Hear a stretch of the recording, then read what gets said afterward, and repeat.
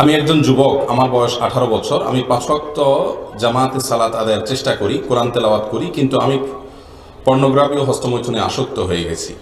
আল্লাহর কসম, আমি এই পাপ ত্যাগ করতে চাচ্ছি কিন্তু পারি না।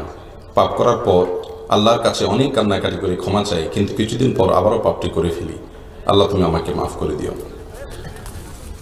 প্রিয় ভাই আমার, যিনি প্রশ্নটি করেছেন, প্রথমে আমি আপনার এই সুন্দর অনুভূতির জন্য, অপরাধ করার পর অপরাধের যে একটা দাহন আছে, জ্বলন আছে, অপরাধ বোধ আছে, আল্লাহর কাছে দাঁড়াতে হবে, জবাবদিহি করতে হবে, এই ভয় যদি অন্তরে কারোর মধ্যে থাকে, ইনশাআল্লাহ এই অবস্থা প্রমাণ করে যে আল্লাহ তাআলা তাকে অচিরেই সে গুনাহ থেকে বের করে আনবেন। আল্লাহ তাকে বের হয়ে আসার তৌফিক অবশ্যই দিবেন। কোনো পাপ করতে করতে যদি কেউ বেপরোয়া হয়ে যায়, ভাইরা আমার, বেপরোয়া, একেবারে কোনো পাত্তা নাই, চোখের পানি নাই, আল্লাহর ভয় নাই, এটা লক্ষণ খারাপ। এটা লক্ষণ খারাপ। অপরাধ করার পর আপনার ভিতরে যে জ্বলন আছে, অস্থিরতা আছে, আল্লাহর ভয় আছে, প্রথমে আল্লাহর শুকর আদায় করুন যে আলহামদুলিল্লাহ আপনি বেপরোয়া নন।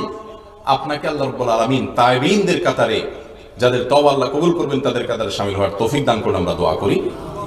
আর সেই সাথে আমরা আপনাকে কিছু পরামর্শ দিব। প্রথম কথা হলো যে, দেখুন ভাই, পর্নোগ্রাফি এবং হস্তমৈথুন এগুলো আজ মহামারীর আকার ধারণ করেছে। অনেক 5 ওয়াক্ত নামাজি, অনেক ভালো মানুষ, ভালো যুবক গোপনে গোপনে এই গুনাহগুলো করে যাচ্ছেন। তিনি বের হয়ে আসতে চাচ্ছেন কিন্তু পারছেন না। এর জন্য সহায়ক কয়েকটি পরামর্শ আমরা দিচ্ছি। প্রথম পরামর্শ হলো, আল্লাহ রাব্বুল আলামিন এই জাতীয় অপরাধ থেকে বের হওয়ার জন্য পলিসি বাতলাইছেন কোরআনে, ওয়ালা তাকরাবুজ জিনা, জিনার কাছেও যেও না। কেন আল্লাহ বলেছেন জিনার কাছেও যেও না? আল্লাহ লা তাজনুনা বলে লা তাকরাবুজ জিনা কেন বললেন? কারণ আল্লাহ জানেন যে জেনার মতো অপরাধ, হস্তমৈথুন এটা জেনা সংশ্লিষ্ট অপরাধ, তারপরে আপনার পর্নোগ্রাফি এটা জেনা সংশ্লিষ্ট অপরাধ।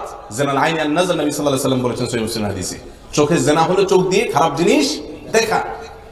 এই অপরাধগুলো মানুষ যখন কাছাকাছি যায় তখন করে, আর যখন একটা ছোট অপরাধ করে তখন আস্তে আস্তে বড় অপরাধের দিকে সে অগ্রসর হয়ে যায়।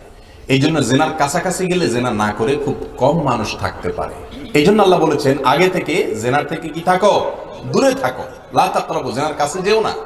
এই জন্য প্রথম পরামর্শ হলো, যারা বেঁচে থাকতে চান এটা থেকে দূরে সরতে হবে। দূরে সরা বলতে, দৃষ্টান্ত স্বরূপ, আপনার মোবাইলে এরকম কোন ছবি, ভিডিও, গান থাকলে সেগুলো সব গোষ্ঠী ধরে একসাথে ডিলিট করে দিবেন, ফরম্যাট করে ফেলবেন। এটার জন্য বুকে বল লাগবে, আবার ইমানি শক্তি লাগবে। যখন আল্লাহর ভয় আসবে, চোখের পানি আসবে, লজ্জিত হবেন অপরাধ করার পর, তখন ইমান তাজা হয়। নবী সাল্লাল্লাহু আলাইহি ওয়াসাল্লাম বলেছেন, লা ইয়াজনি জানি হিনা ইয়াজনি ওয়া হুয়া মুমিন। কেউ যখন জেনায় লিপ্ত হয়, এই যে পর্নোগ্রাফি দেখছেন, জেনা করছেন, এই যে আপনি হস্তমৈথুন করছেন, জেনা করছেন, কেউ যখন জেনায় লিপ্ত হয় তখন তার ইমানটা তার শরীর থেকে বিচ্ছিন্ন হয়ে যায়, আলাদা হয়ে যায়। যখন সে জেনা থেকে সরে আসে, ইমানটা আবার ফিরে আসে। এই জন্য দেখবেন, এই অপকর্ম থেকে যখন সরে যান, সঙ্গে সঙ্গে আপনার ভেতরে একটা ইমানদার হয়ে থাকলে অপরাধ বোধ জেগে ওঠে, আফসোস লাগে, লজ্জিত হন। হয় কি হয় না? এই হওয়াটা প্রমাণ করে যে আপনার মধ্যে ইমান ফিরে আসছে। আর যখনই অনুশোচনা হবে, দেরি না করে সঙ্গে সঙ্গে এই মোবাইল থেকে সব ফরম্যাট করে দিবে। কথা কি বুঝাতে পারছি? ফেসবুকে যদি কোনো পেজ বা এই জাতীয় কোনো কিছু থেকে আসে, সেগুলো সব ব্লক করে ফেলবেন। কোনো বন্ধু যদি আপনাকে এই সমস্ত দিকে পথ দেখায়, সে বন্ধুর সাথে সম্পর্ক ছিন্ন করবেন, তার নাম্বার ডিলিট করে ফেলবেন, এবং এভাবে জেনা থেকে আস্তে আস্তে দূরে সরবেন।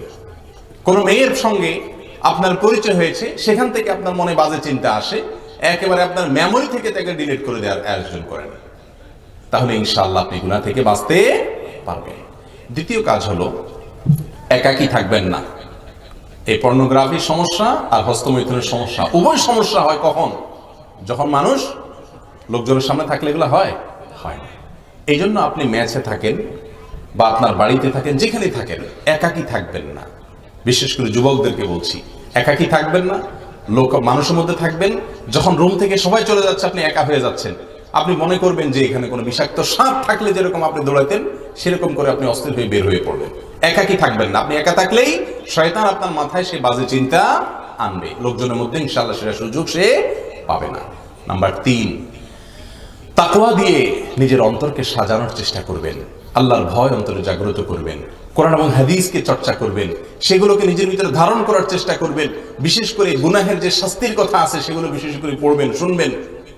আর নাম্বার 4, আল্লাহর নেককার বান্দাদের সাথে থাকবেন, ভালো বন্ধুদের সাথে থাকবেন যারা হারাম থেকে হাজার মাইল দূরে থাকে। ইয়া আইয়ুহাল্লাযীনা আমানু তাকুল্লাহ ওয়া কুনু মা'আস সাদিকিন, নেককারদের সাথে থাকবেন। আর নাম্বার 5, আল্লাহর কাছে একটু চোখের পানি ফেলে দোয়া করবেন, আল্লাহ আমাকে তৌফিক দান করো আমি যেন গুনাহ থেকে বের হয়ে আসতে পারি। আল্লাহ আমাদের সবাইকে তাকওয়ার জীবন ধারণ করার তৌফিক দান করুন।